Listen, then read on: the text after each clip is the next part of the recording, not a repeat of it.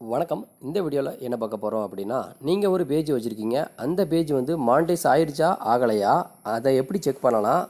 அப்படி ஒருவேளை நீங்கள் பேஜ் வச்சுருந்தீங்க அப்படின்னா, அந்த பேஜ் மானிட்டைஸ் ஆயிடுச்சு அப்படின்னா எப்படி இருக்கும் அப்படிங்கிறத பார்க்கலாம். நான் வச்சுருக்கிற பேஜ் பார்த்தீங்கன்னா வில்லேஜ் டெக்கு. இது வந்து எனக்கு மானிட்டைஸ் ஆயிடுச்சு.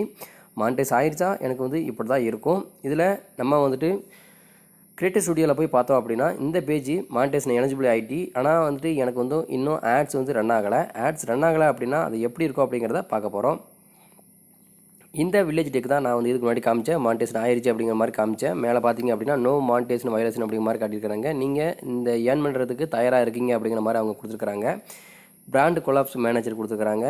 அப்புறமா கீழே பார்த்தீங்க அப்படின்னா monetization setup, monetization tools to செட்டப்னு ஒரு ஆப்ஷன் கொடுத்துருக்காங்க. இதில் இன்ஸ்ட்ரீம் ஆட்ஸ், இந்த இன்ஸ்ட்ரீம் ஆட்ஸ் தான் நீங்கள் பண்ணுற வீடியோக்கு வந்துட்டு அவங்க வந்து ஆடு கொடுப்பாங்க.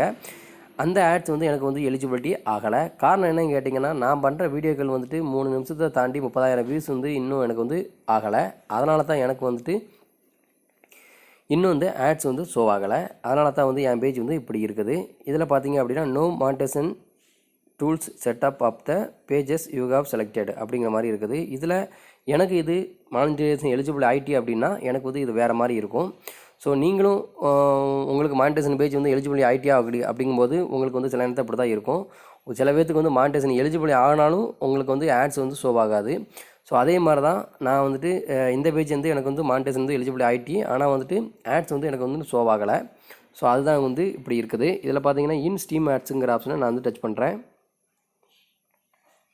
ஸோ எனக்கு வந்துட்டு இனிமேல் வந்துட்டு எதுவுமே வந்து செலக்ட் ஆகலை. பேஅவுட் செட்டிங்ஸும் எனக்கு வந்து ஒன்றும் ஷோ ஆகலை.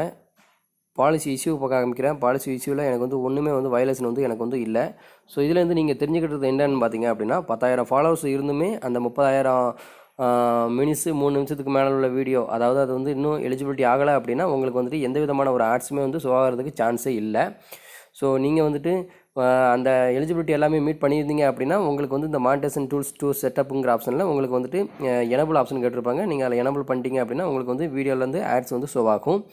ஸோ இதன் மூலமாக உங்களுக்கு ஒரு நல்ல கிளாரிட்டி கிடைச்சிருக்கும்னு நான் நினைக்கிறேன். 1000 ஃபாலோவர்ஸ் வச்சுருந்தீங்க அப்படின்னா பிராண்ட் கொலாபரேஸ் மேனேஜர் மட்டும் தான் உங்களுக்கு வந்து எனபிள் ஆகும். 10,000 ஃபாலோவர்ஸ் இருந்தால் மட்டும்தான் உங்களுக்கு வந்துட்டு வீடியோ ஆட்ஸ் வந்து ஷோ ஆகும்.